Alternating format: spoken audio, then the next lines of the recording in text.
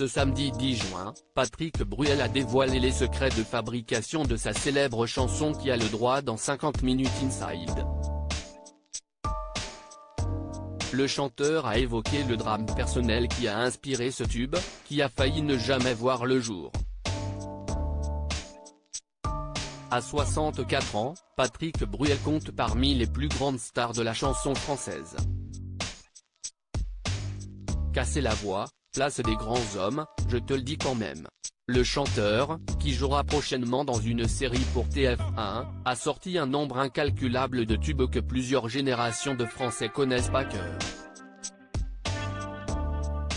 Ce samedi 10 juin, l'artiste, qui a partagé sa vie avec Amanda Sters, est justement revenu sur la conception de sa chanson Qui a le droit dans l'émission 50 Minutes Inside sur TF1.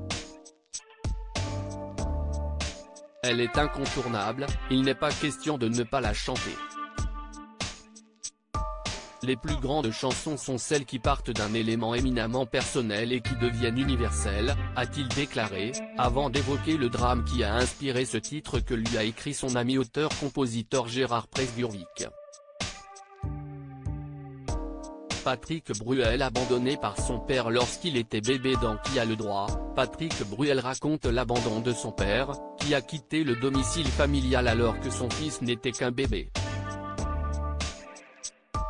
Je savais que c'était un poids pour lui, l'absence de son père, a expliqué Gérard Presburwick, qui a écrit le texte de cette chanson en seulement 3 heures.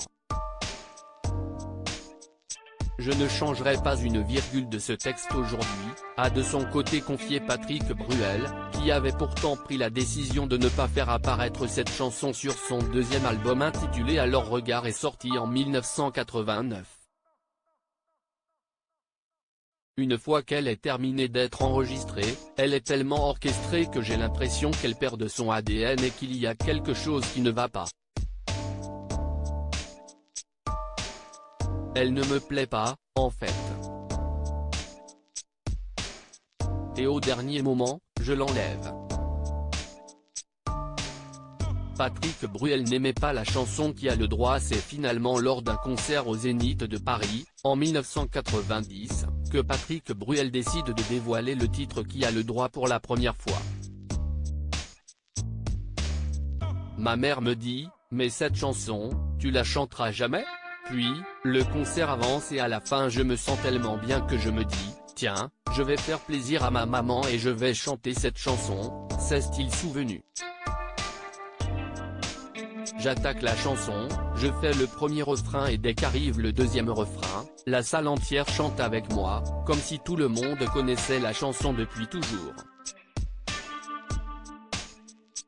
Et là, je suis complètement ébahi, a conclu le chanteur, qui a donné naissance, ce jour-là, à l'un de ses plus grands classiques.